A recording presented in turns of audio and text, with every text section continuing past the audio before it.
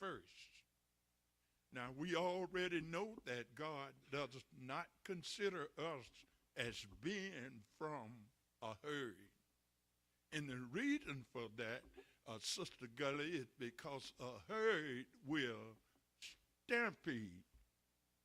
Yeah, if y'all had any activities like I did, that you watch these westerns and these shoot 'em ups, and when you don't have nothing to do, Pastor, I say when you don't have anything to do, when you don't have to be out there presenting a burnt offering to the Lord, you will notice that some of these mean cowboys will go up and shoot them up so they could stampede that herd that was their enemy.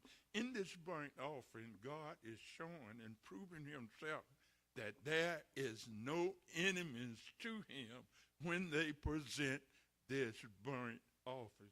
Now, notice what he categorized us as, not as a herd, but he categorized us as a flock or fold. Okay. Why things goes on in herds, and so therefore God honor his people as sheep, as being the shepherd of those. Now let me just get into your mind this morning as I can. I hear you say, Chip, say now you standing up here teaching us about burnt offerings and food offering and this kind of stuff. What did that have its place in the church? It was pointing directly at Jesus Christ, because when Jesus Christ came, all of these burnt offerings and all of this extra stuff, and God had a reason for doing it. Now, he had an extra curriculum for doing this, is to train you that he was the God, and since he was the God, he was going to receive Sister Sunday School Superintendent what he desired. Yeah, and therefore these often stepped in and intervened.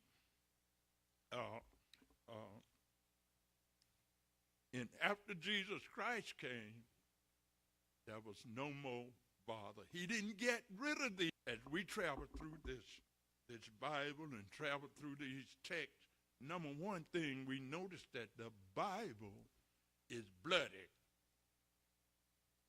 There's a lot of blood shed in this Bible. Now, where these animals came in, but as we notice in this text, today, girlie, that they had the wrong covering. Because fig leaf does not shed blood. Since this Bible is bloody, some blood had to be shed. Taking y'all back to Genesis, I realize I'm in Leviticus, and Leviticus is where we're supposed to be because it came from the tribe of the Levites. So God covered them with a skin. And what happened with that skin, if God was going to cover them with that skin, some blood had to be shed. He had to bring in less than God himself.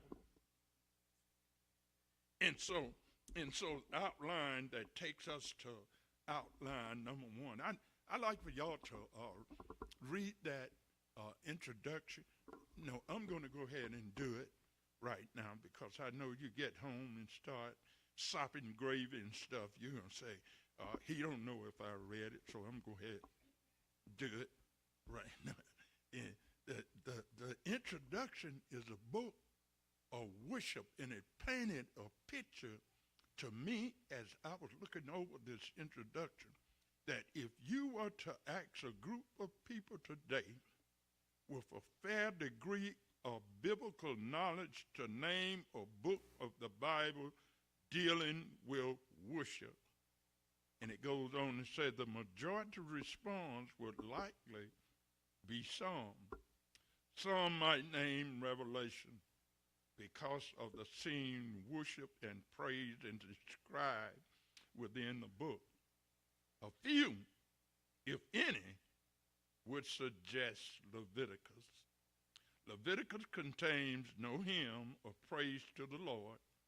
The text focuses on ritual observance, sacrificial rites, and the preservation of boundaries between the sacred and profane, and the pure and the impure. Let me just